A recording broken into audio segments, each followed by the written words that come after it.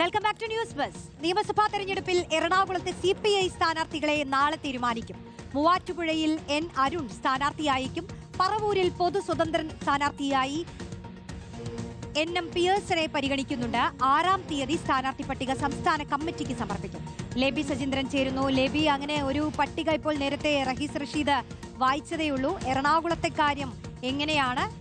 ഇതിലിപ്പോൾ 6-ാം തീയതി അല്ലേ സ്ഥാനാർത്ഥി പട്ടിക സംസ്ഥാന കമ്മിറ്റിക്ക് കൈമാറും അല്ലേ? റോഷ്നി, CPIക്ക് എറണാകുളം ജില്ലയിൽ 2 സീറ്റുകളാണ് ഉള്ളത്. ഒന്ന് പറവൂരും ഒന്ന് മൂവാറ്റുപുഴയിലും.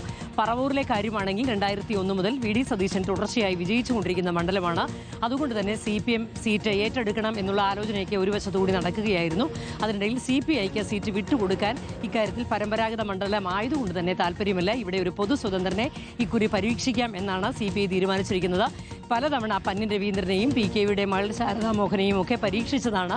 അപ്പോഴൊക്കെ ഫലം വിപരീതമായിരുന്നു. അതുകൊണ്ട് ഇക്കുറി ഒരു പൊതു സ്വതന്ത്രനെ നിർത്താം എന്നുള്ള ആലോചനയാണ് നടക്കുന്നത്.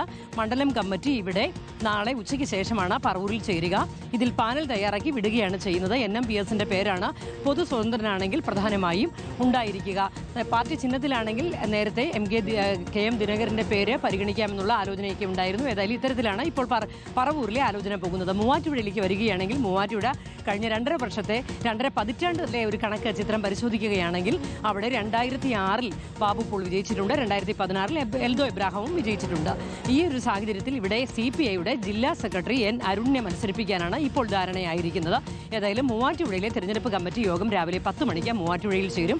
പറവൂരിലേത് ഉച്ചയ്ക്ക് ശേഷം പറവൂരിൽ ചേരും. ഈ 2 മണ്ഡലങ്ങളിലെയും പാനൽ തയ്യാറാക്കി 6-ന് പാനൽ ജില്ലാ കമ്മിറ്റിക്ക് സമർപ്പിക്കും. 6-ന് ജില്ലാ കൗൺസിൽ യോഗം ചേരും. ഈ പാനലിന് അംഗീകാരം നൽകി അപ്പോൾ തന്നെ സംസ്ഥാന കമ്മിറ്റിക്ക് വിടുകയും ചെയ്യും. റോഷ്നി, ലേബി സജീന്ദ്രനാണ് വിശദാംശങ്ങൾ നൽകിയത്.